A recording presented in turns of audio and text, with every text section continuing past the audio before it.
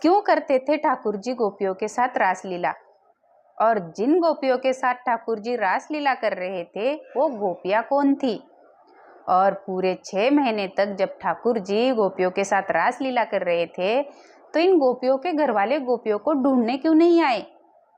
क्या आपको भी यही प्रश्न पड़ते हैं? अगर हाँ, तो हम इसी विषय पर चर्चा करने वाले हैं।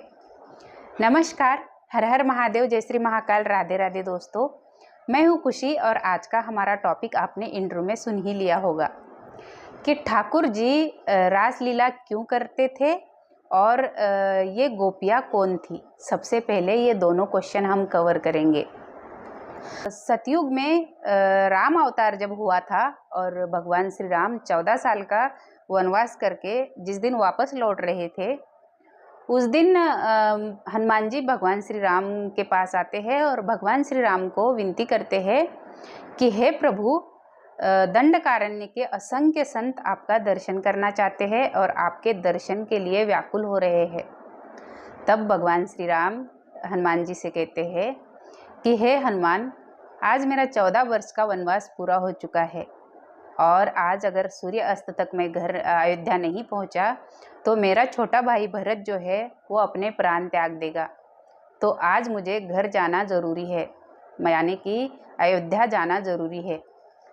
हे हनुमान, तुम जाकर इन संतों से विनती करो कि तुम ब्रज का स्मरण कर कर इतना भजन करो, इतना भजन करो कि भजन करते करते जब तुम्हारे प्राण छूटे तो तुम अगला जन्म जो है वो ब्रज में लेंगे, और आप अगला जन्म ब्रज में तब लेंगे जब मेरा कृष्ण रूप में अवतरण होगा।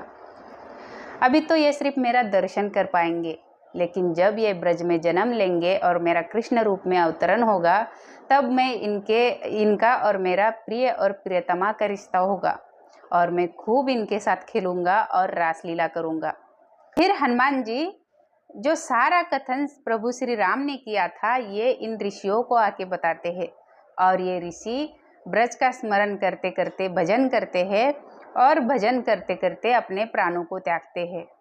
फिर ये द्वापर युग में ब्रज में जन्म लेते हैं और द्वापर युग में भगवान श्री कृष्ण भी अवतरित होते हैं, और फिर भगवान श्री कृष्ण और ये गोपियाँ, इनका प्रिय और प्रियतमा का रिश्ता होता है।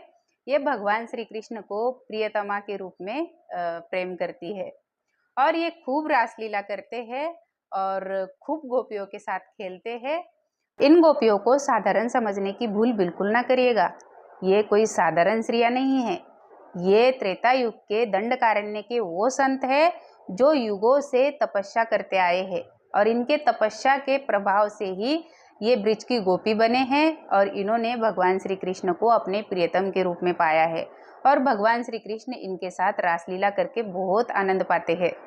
तो और अगर इस रासलीला को आप कामजन्य लीला समझते हैं तो आप सबसे बड़े पाप के भागीदार बन सकते हैं। तो इस रासलीला को कामजन्य लीला बिल्कुल ना समझिएगा।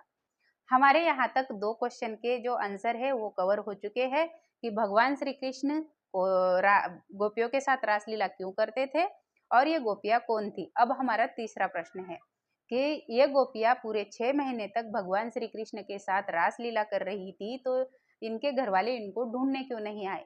तो इनके घर वाले इनको ढूंढने इसलिए नहीं आए कि इनकी जगह पे योग माया जो है इन गोपियों का रूप धारण करके इनके घर में विचरण कर रही थी। योग माया यानी कि आदिशक्ति का रूप। तो योग माया जो है आदिशक्ति का रूप इनके घर में, गोपियों के घर में गोपियों का रूप लेके इनके घर में रह रही थी। इसलिए घर वालों को पता ही नहीं चला कि गोपियाँ घर में नहीं है। गोपियाँ श्री कृष्ण के साथ थी और योग माया इनके घर में इनके सारे काम कर रही थी। तो इसलिए गोपियों के घर वाले जो है गोपियों को ढूंढने नहीं आए। अब आपके तीनों क्वेश्चन जो है, तीनों प्रश्न जो है वो कवर हो चुके हैं। और आपको अगर ये वीडियो पसंद आया है तो वीडियो को लाइक करें और चैनल को सब्सक्राइब करें। हर हर महादेव, जय श्री महाकाल।